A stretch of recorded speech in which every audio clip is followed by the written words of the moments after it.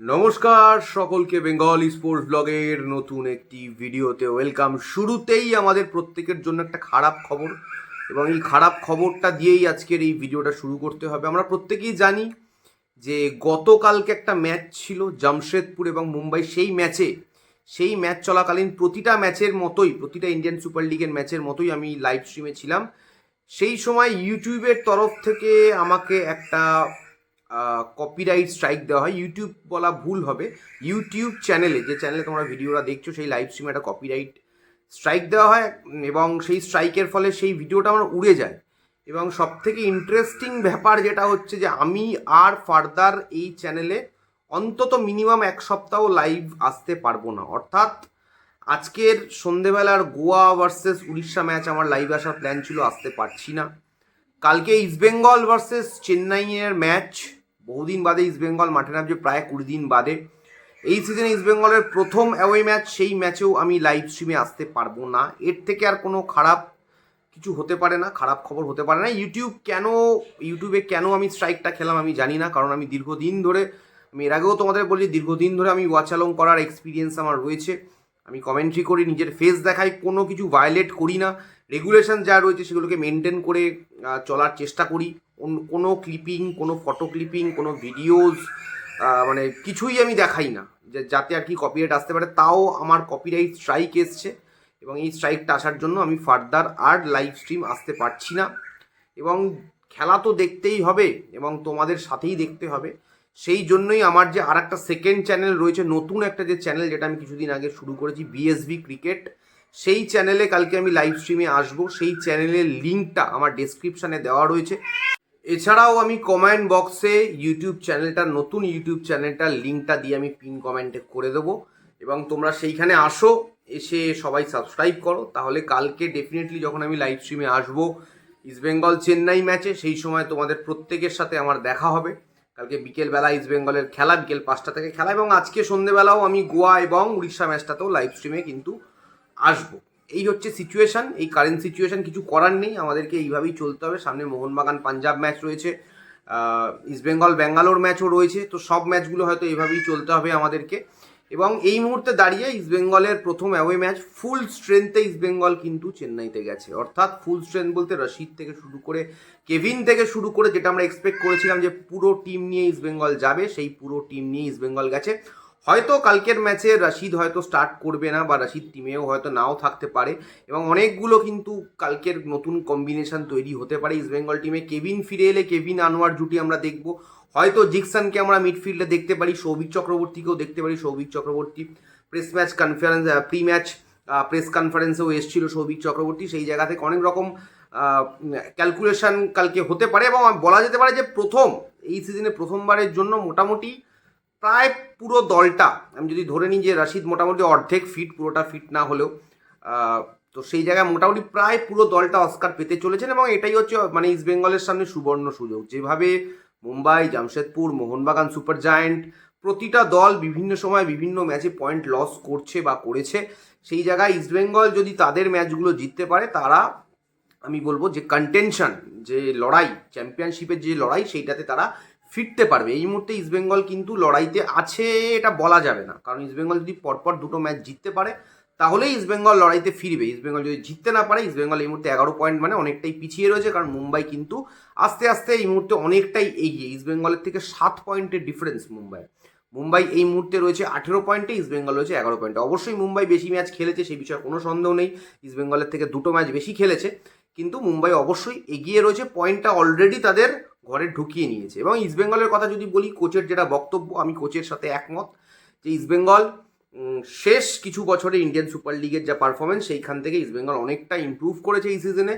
মানে আমি এইটুকু বলবো যে আগের বছরগুলোতে যদি আমরা দেখি যে যেখানে ইস্টবেঙ্গল গোল করতে পারছিল না, ইস্টবেঙ্গল টিম বারবার গোল না করার জন্য স্ট্রাইকারের অভাবে ভুগছিল, এবং সেই জায়গা থেকে ইস্টবেঙ্গল পিছিয়ে পড়ছিল। এইবারে যদি তোমরা লক্ষ্য করো, এই যে ইস্টবেঙ্গলের নতুন যে স্ট্রাইকার ইউসেফ এরেজারি এই মুহূর্তে 7টা গোল করে রয়েছে, সেই প্লেয়ার কিন্তু পরপর 2 মাস কিন্তু ফ্যান্স ফেভারিট প্লেয়ার হয়েছে, এটা কিন্তু মুখের কথা নয়।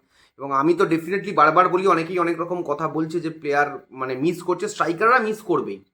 আগে যেমন আমরা ম্যাকলারেনকে দেখেছি যে ওপেন নেটে বল ঠেলতে পারেনি, সেই বলটাকে ডিফেন্ডারের মতো বলটাকে ক্লিয়ার করে দিয়েছে, সেটা নিয়ে ট্রোলিংও হচ্ছে। স্বাভাবিক, স্ট্রাইকারদের কাজ গোল করা, গোল না করতে পারলে ট্রোলড হতেই হবে, ট্রোলিং হবেই। তো সেই জায়গায় আমরা ইউসেফের পারফরমেন্স, আউটস্ট্যান্ডিং পারফরমেন্স করেছে ইউসেফ। 7খানা গোল মুখের কথা নয়, লিগে নেবেই, যেভাবে 7টা গোল করেছে, যটাই পেনাল্টি পারুক। আই থিঙ্ক ইউসেফ 4টে পেনাল্টি পেরেছে, 3টে ওপেন প্লেতে গোল করেছে, আমি যদি খুব ভুল না হই। সেই জায়গা থেকে অস্কারের বক্তব্য একদমই ঠিক, ইস্টবেঙ্গল গোল করতে শিখেছে এবং খুব সারপ্রাইজিংলি 6 ম্যাচ পরে যদি দেখি ইস্টবেঙ্গল সব থেকে বেশি গোল করেছে, যে টিমটা আগের বছর স্ট্রাগল করছিল গোল করার ক্ষেত্রে। এবং সব থেকে গুরুত্বপূর্ণ হচ্ছে কালকের ম্যাচ থেকে 3 পয়েন্ট। চেন্নাই টিমটাকে নিয়ে যদি বলি, অনেক এক্সপিরিয়েন্স প্লেয়ার রয়েছে, প্রীতম কোটাল রয়েছে, বিদেশিদের মধ্যে যদি বলি আমি এলসিনো রয়েছে, নগুয়েরা রয়েছে, তো যথেষ্ট একটা ইরফান ইয়াদবাদের মতো ইয়াং ট্যালেন্ট রয়েছে, যথেষ্ট একটা এক্সপিরিয়েন্স টিম।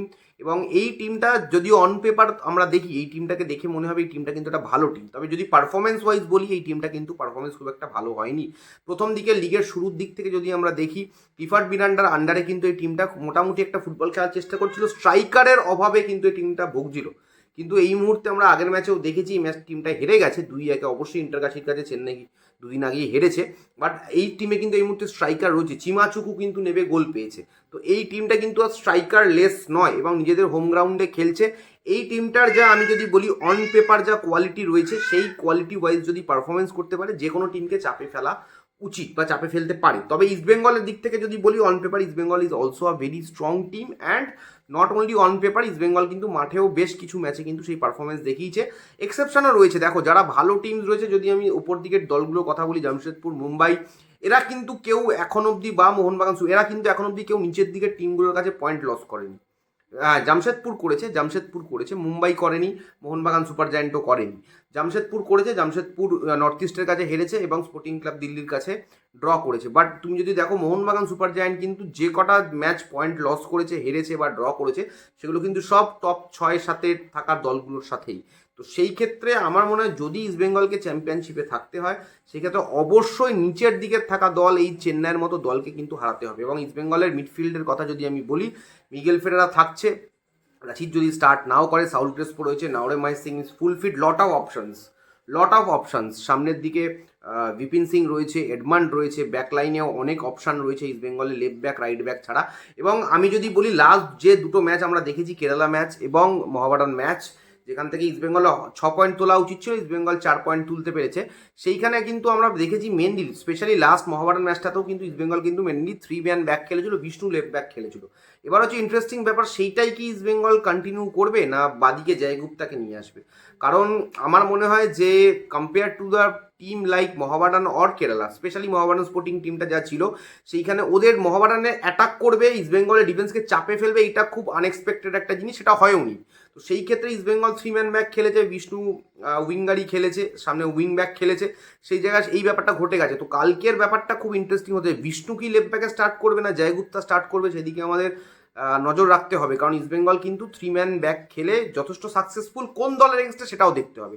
সব দলের এগেনস্টে 3 ম্যান ব্যাক খেলে সাকসেস পাওয়াটা ইজ ভেরি ডিফিকাল্ট, কারণ অনেক স্ট্রং টিম কিন্তু এবারে লিগে রয়েছে। তাদের মধ্যে অবশ্যই চেন্নাই, মানে পারফরমেন্স ওয়াইজ না হলেও, আমি যেটা শুরুতেই বললাম ভিডিওর, on paper they are a very strong side.